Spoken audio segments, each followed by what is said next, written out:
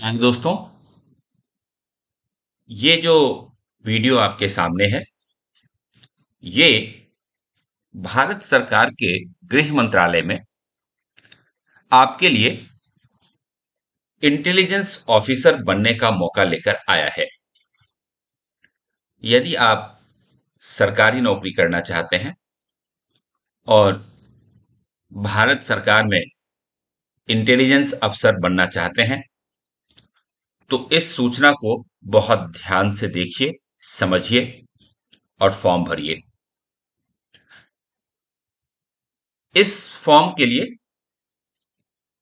जो online registration of application है, वो 3 जून से शुरू हो गया है और इसका क्लोजिंग डेट 23 जून रात के 11:59 तक है। यानी कि ये फॉर्म 23 जून तक भरा जा सकता है और एक बार जब आपने फॉर्म भर लिया तो इसके फी जमा करने की अंतिम तारीख 27 जून तक है। यहां ध्यान देने वाली बात यह होगी कि इसका जो फी है वो सिर्फ एसबीआई चालान के थ्रू, और वह भी ऑफलाइन ब्रांच में जाकर जमा करना होगा। यानी कि चालान जनरेट होगा, वह चालान प्रिंट आउट निकाल लीजिए आप, उसको लेकर के एसबीआई के किसी भी ब्रांच में चले जाइए, फीस पे कर दीजिए और उस चालान का एक कॉपी अपने पास रख लीजिए। ये इसकी अंतिम तारीख होगी 27 जून। और एप्लीकेशन भरने के लिए सिर्फ ऑनलाइन मोड स्वीकार किया गया है। मिनिस्ट्री ऑफ होम अफेयर्स की जो वो वेबसाइट है www.mha.gov.in, या फिर एनसीएस की जो पोर्टल है www.ncs.gov.in, इन दोनों में से किसी भी एक वेबसाइट पर जाकर के आप इसका फॉर्म भर सकते हैं। सिर्फ ऑनलाइन फॉर्म भरा जाना है और यहाँ क्लियरली लिखा हुआ है कि applications will not be accepted through any other mode, और एप्लीकेशन का कोई दूसरा तरीका है ही नहीं। अगला पॉइंट ये कहता है कि एक बार जब रजिस्ट्रेशन शुरू हो गया है और 23 जून को जब रजिस्ट्रेशन की आखिरी डेट होगी, उसके बाद कोई भी फॉर्म एक्सेप्ट नहीं किया जाएगा। इसलिए बहुत ही ध्यान से फॉर्म भर लें। आइए अब हम लोग इसके जनरल इंस्ट्रक्शंस को देख लेते हैं। ये देखिए, सबसे पहले कहा गया है कि read the instructions carefully, select I agree, उसके बाद press registration and sign up button to proceed further. ये जो वैकेंसी है, इसका जो पीडीएफ है, ये पीडीएफ हम अपने टेलीग्राम ग्रुप में डाल देंगे। वहां से आप पूरी पीडीएफ देख सकते हैं और हमारे टेलीग्राम ग्रुप का जो लिंक है वो आपको डिस्क्रिप्शन बॉक्स में नीचे मिल जाएगा। तो वहां से आप उस लिंक के ऊपर क्लिक करें और टेलीग्राम ग्रुप का मेंबर बन जाएं और वहां से आप आराम से इस पीडीएफ को देख पाएंगे। हाउ टू अप्लाई में एक चीज जो सबसे इंपॉर्टेंट है आपके समझने के लिए, वो ये है कि आप अपना एक ईमेल आईडी और मोबाइल नंबर रजिस्ट्रेशन पर्पस के लिए रेडी रखें, क्योंकि यहीं से आपका रजिस्ट्रेशन शुरू होगा और उसके बाद फिर धीरे धीरे आपको इंस्ट्रक्शन दिया जाएगा कि किस तरह से आपको अपने पर्सनल डिटेल्स भरना है, किस तरह से आपको अपना क्वालिफिकेशन का डिटेल भरना है, किस तरह से आपको फोटो अपलोड करना है, आपको अपना सिग्नेचर अपलोड करना है, एग्जामिनेशन फी सबमिट करनी है यदि एप्लीकेबल है तो, क्योंकि सबके लिए एग्जामिनेशन फी नहीं है। तो ये है प्रोसीजर। इसके बाद आप ये देख लें कि इस फॉर्म को भरने के लिए एग्जामिनेशन फी कितनी होगी। तो एग्जामिनेशन फी के बारे में ये कहा गया है कि एग्जामिनेशन फी का दो कंपोनेंट है। एक कंपोनेंट है एग्जामिनेशन फी का जो 50 रुपए का है, और दूसरा है रिक्रूटमेंट प्रोसेसिंग चार्जेस, ये 450 रुपए का है। तो अगर 450 रुपए और एग्जामिनेशन फीस 50 रुपए जोड़ देते हैं तो ये 500 रुपए बन जाते हैं। लेकिन किसको क्या भरना है इसको अच्छी तरह से समझ लें। सभी कैंडिडेट्स के लिए रिक्रूटमेंट प्रोसेसिंग चार्ज तो भरना ही भरना है। यानी कि ये जो रिक्रूटमेंट प्रोसेसिंग चार्ज 450 रुपीज है, ये सभी कैंडिडेट्स के लिए कंपलसरी है। लेकिन यदि आपकी कैटेगरी मेल है, आप मेल कैंडिडेट हैं और अनरिजर्व्ड कैटेगरी से आते हैं, या ईडब्ल्यूएस कैटेगरी से आते हैं, या फिर ओबीसी कैटेगरी के से आते हैं, तो आपको examination fee in addition to recruitment processing charges भी देना होगा।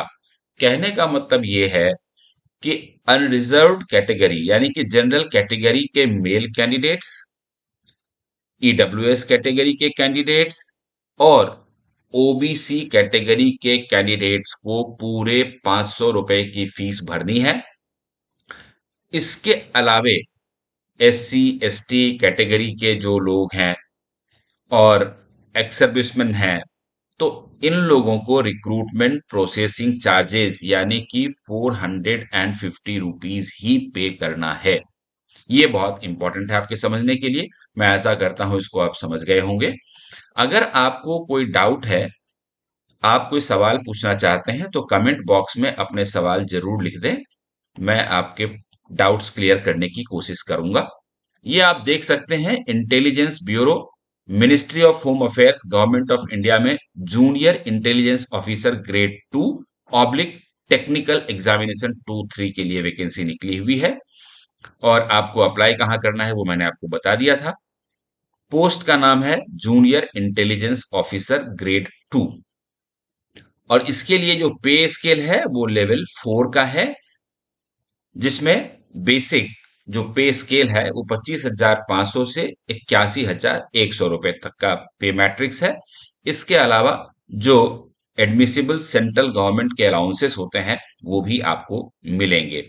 और इसके साथ एक खास बात इस पोस्ट की ये है कि आपको स्पेशल सिक्योरिटी अलाउंस मिलेगा at the rate of 20% basic pay in addition to other government allowances. आपके बेसिक पे पे जो दूसरे अलाउंसेस मिलेंगे वो तो मिलेंगे ही, इसके अलावा स्पेशल सिक्योरिटी अलाउंसेस के नाम पर आपके बेसिक पे का 20% एक्स्ट्रा आपको पे किया जाएगा। और साथ ही cash compensation in lieu of duty performed on holidays subject to a ceiling of 30 days. यदि छुट्टी है, से फॉर एग्जाम्पल कि कोई गवर्नमेंट हॉलीडे है लेकिन उस दिन आपकी ड्यूटी लगी है, तो उस स्थिति में उस दिन के लिए आपको कैश कंपेंसेशन भी मिलेगा। लेकिन छुट्टियों के दिन अगर आपकी ड्यूटी लगती है तो मैक्सिमम 1 साल के अंदर 30 दिन के लिए आपको कैश कंपेंसेशन दिया जाएगा। अब बात कर लेते हैं वैकेंसी की कि कितनी वैकेंसीज हैं, तो ये देख लीजिए आप। अनरिजर्व्ड कैटेगरी में 325 वैकेंसी है और ईडब्ल्यूएस कैटेगरी में 79 वैकेंसी है। ओबीसी कैटेगरी में 215 पोस्ट हैं। एससी कैटेगरी में 119 पोस्ट वैकेंट हैं और एसटी कैटेगरी में 59 पोस्ट वैकेंट हैं। इसका मतलब ये हुआ कि कुल 797 पोस्ट वैकेंट हैं जिसके लिए ये वैकेंसी आई है। अब बात कर लेते हैं एसेंशियल क्वालिफिकेशन की कि यह पोस्ट अगर आप भरना चाहते हैं तो इसके लिए एसेंशियल क्वालिफिकेशन क्या होनी चाहिए। तो देखिए, सबसे पहला क्वालिफिकेशन तो इन्होंने यही लिख करके दिया है कि diploma in engineering in the fields of, ये बहुत सारे एरियाज लिखे हुए हैं। इलेक्ट्रॉनिक्स है, इलेक्ट्रॉनिक्स एंड टेलीकम्युनिकेशन है, इलेक्ट्रिकल एंड इलेक्ट्रॉनिक्स है, इंफॉर्मेशन टेक्नोलॉजी है, कंप्यूटर साइंस है, कंप्यूटर इंजीनियरिंग है। तो इनमें से किसी भी एक में यदि आपने डिप्लोमा किया हुआ है इंजीनियरिंग में तो आप भर सकते हैं। या फिर इसके अलावा एक क्वालिफिकेशन ये भी दिया हुआ है कि यदि आपके पास बैचलर्स डिग्री है इन साइंस, यदि आपने बीएससी डिग्री की हुई है और बीएससी में आपने इलेक्ट्रॉनिक्स और कंप्यूटर साइंस किया हुआ है या फिर फिजिक्स और मैथमेटिक्स किया हुआ है, तो आप ये फॉर्म भर सकते हैं। सो सिर्फ डिप्लोमा होना जरूरी नहीं है, अगर आपने बैचलर ऑफ साइंस भी किया हुआ है तब भी आप इस चीज के लिए एलिजिबल होते हैं। और bachelors degree in computer application, जिसको हम लोग बीसीए बोलते हैं, वह भी इस फॉर्म को भरने के लिए एलिजिबल है।